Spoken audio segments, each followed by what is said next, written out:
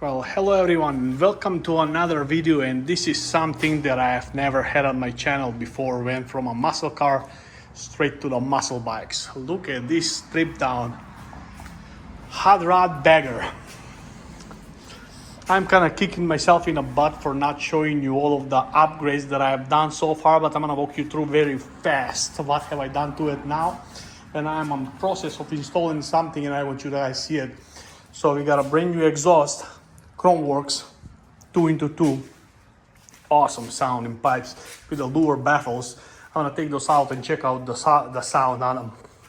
I also have a high flow filter in there, and I have a Screaming Eagle tuner in there with the auto tune, and I have already put Fat Baggers bars, and I have put a tall windshield. With this one I have a mixed feelings.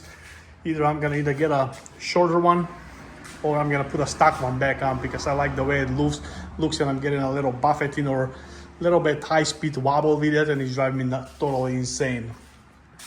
But anyways, today I'm in a process, as you can see, of installing a whole new rear suspension because the Harley shocks are totally not very good. I'm not gonna lie.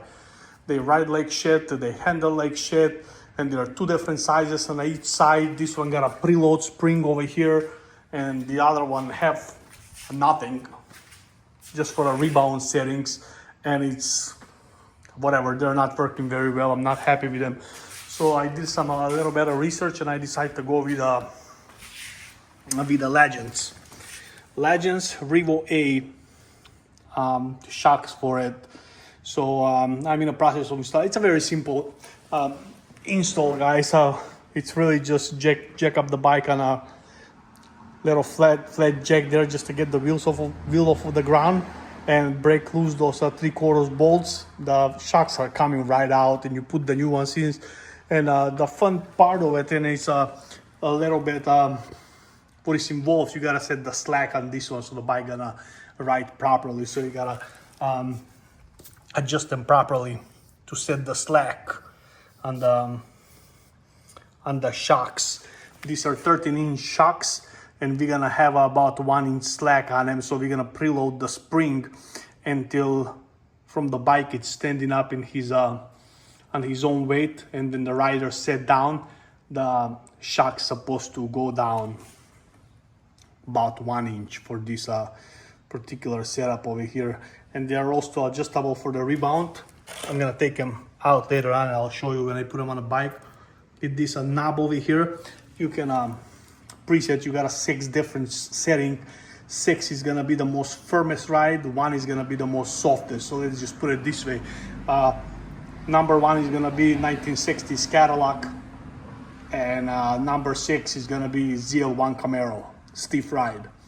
So that's the deal with that, depending on what kind of ride you're looking to do. If you're going on a long stretch on a highway and whatnot, you need a comfort. Obviously, you're gonna put them on a softer setting so you have a nice plushy ride. But if you like to push the bike a little bit and the twist is harder, then you're gonna dial it down on a setting number 2 or 1. But the factory recommends happy medium to keep them on 3, so it's the best of both worlds. They handle good and they also ride nice and plush.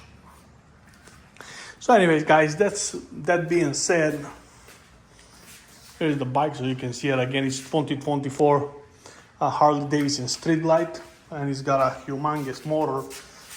It's 117 cubic inch, rated from a factory at 105 horsepower, 130 foot-pounds of torque at the crank.